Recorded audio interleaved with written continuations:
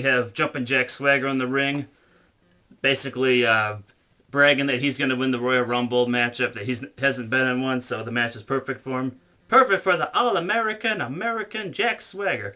So then he proposes that he wants to challenge people to an All-American, Canadian, Mexican, Russian challenge where they have to try to throw him over the top rope. Okay, he just said American 4 times, but still. so so then Santino comes out, and honestly, I was figuring, like, okay, Santino's going to get his ass kicked, and, he's going to lose. And surprisingly, he won the matchup. It was Swagger beat him up for 30 seconds, including hitting him with that devastating Vader bomb. And basically, he went to go throw Santino over the top rope, and then Santino kind of grabbed his arm and hung onto the rope and wound up actually flipping Swagger over. So Santino actually beat him in that All-American challenge. So, poor Swagger continues to get buried.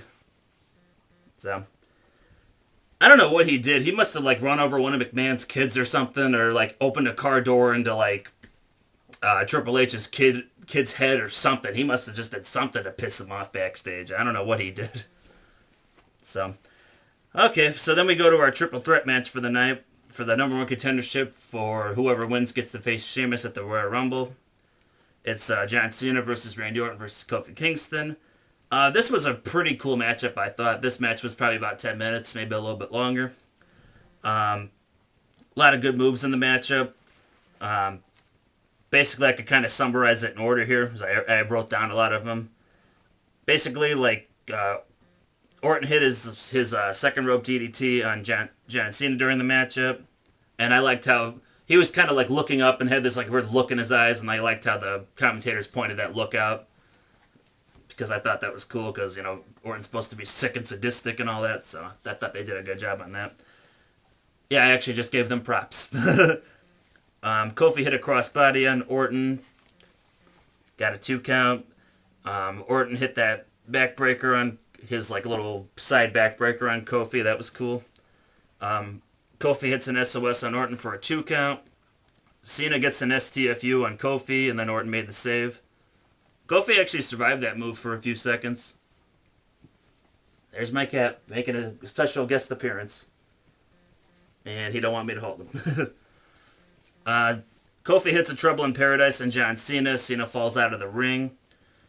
At this point, like, Kofi does his springboard move on Orton, like, in the corner and starts wailing on him. And then about this point, Legacy comes out. Cody Rhodes drop kicks the steel steps into Cena.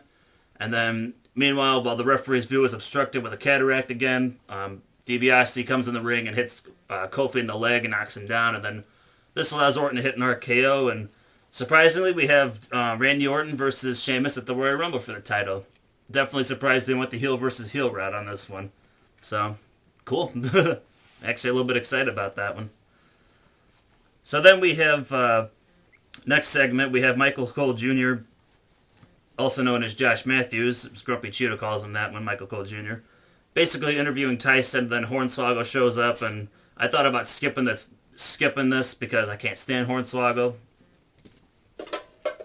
Frickin' Hornswoggle.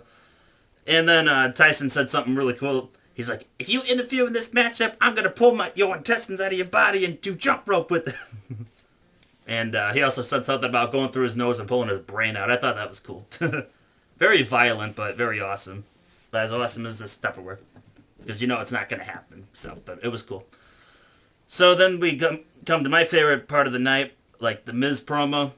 Miz just cut like the best promo like I've seen in, I don't know, maybe since like so far this year and last year for WWE. Like, his promo was awesome. And to be honest, I don't even want to describe this promo because this promo was just awesome. Like, this was probably one of the best promos I've seen like in a long time. This year, last year.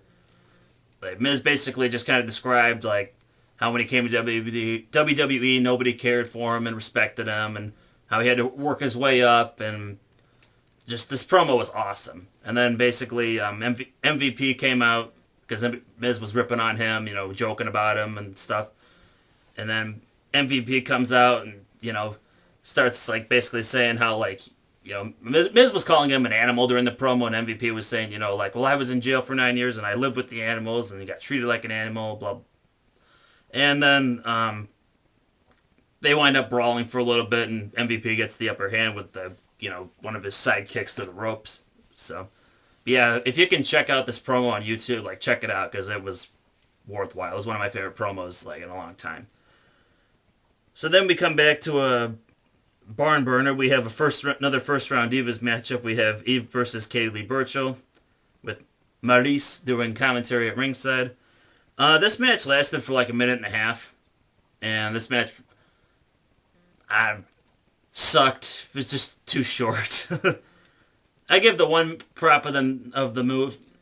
The move of the matchup was Katie Lee Burchill hit like this spinning like tilt-a-roll backbreaker move on Eve. That was awesome, but like that was the match. that one move was like the whole match. Eve won with a schoolgirl roll-up out of nowhere, like 1, 2, 3. It was weird. She missed like a somersault move, and then Katie got her up, and then that's when the roll-up happened. So, too short. So then the next segment we have a Vince McMahon promo where he comes out. It was kind of a short promo, kind of short and sweet. He basically says that he had closure when Brett was lying on the ground in pain after getting kicked in the nuts, and then he says that Brett will never ever appear in the WWE ever again. So my gut feeling is that if Brett doesn't show up in the next couple weeks on Raw, like attacking McMahon, he'll probably show up at the Royal Rumble, and that'll probably set up the whole match that they're going to have at WrestleMania, I guess. So, and then we come to the main event. We have DX versus Tyson and Jericho. And the first part of this matchup, I was pretty interested in it because, like, Tyson was and HBK were going at it, and they were kind of like, doing the whole collar elbow tie-up move, and then Tyson kept shoving HBK down, and then HBK kept getting frustrated, wound up eventually charging at him, and Tyson shoulder blocked him down, so I was thinking, like, wow, Tyson's getting some offense in this match. So then he tags Jericho in, and then Jericho goes at it with Triple H for a little bit, and then Shawn Michaels comes into it, and then Jericho and Michaels are changing, like, roll-up pins for 2 counts for a little bit, which was cool. Those guys always have good chemistry in the matchup. And then the match just kind of stopped. Hornswoggle came out, and then, you're figuring, okay, Tyson and Jericho are going to kick his ass, and then basically Jericho's like, gets tagged in, and he's like looking at Hornswoggle, and then Tyson takes off his t-shirt to reveal a DX shirt. And then he knocks out Jericho, and then celebrates with DX, and the show goes off the air. So what started as an interesting main event, it kind of turned into something I figured was going to happen. So not really happy with that. So overall, this Raw is all right. I don't know. What do you think, Lavos?